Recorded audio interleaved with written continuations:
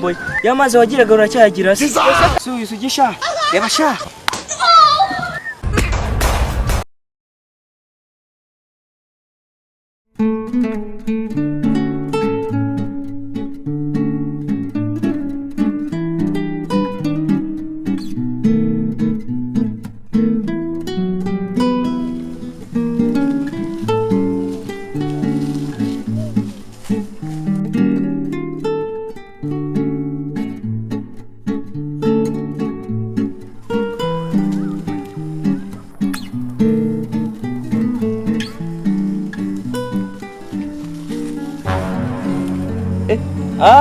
oya shanda kuzi narakuguze Bagusha kabwira bwera. ko nuvana no waragize umutima mubira uzikunda ruzi kujyohereza abakiriya None se kubisiko nakuryohereje wowe wamariye iki?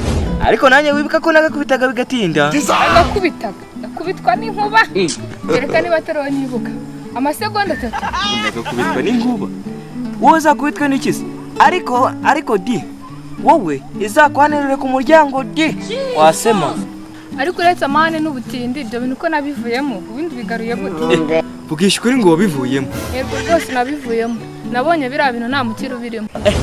ikigabo cyakuzanye cyaratomboye yamaze wagiraga uracyagira se Ese kandi bigaruye gute kandi nkubwiye ko nabivuyemo? ariko ingeso ipfana na nyirayo ubuse nko kubise gitaro ntiwampereza Oya rwose pe ibyo bintu ngiye narabiretse. ariko nuko byahindutse agacumi wakana Ari imbere di burya si buno. arega shaho ikigiranya ni nyinshi Vugisha ukuri ngo agacumi wakamereza.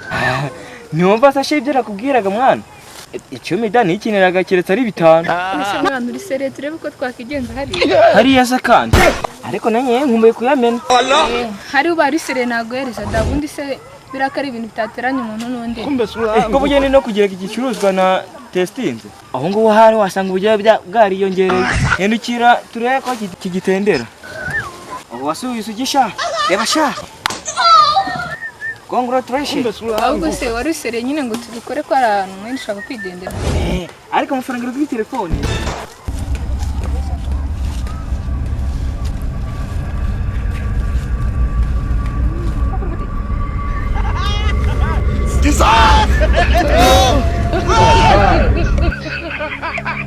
Dissolve.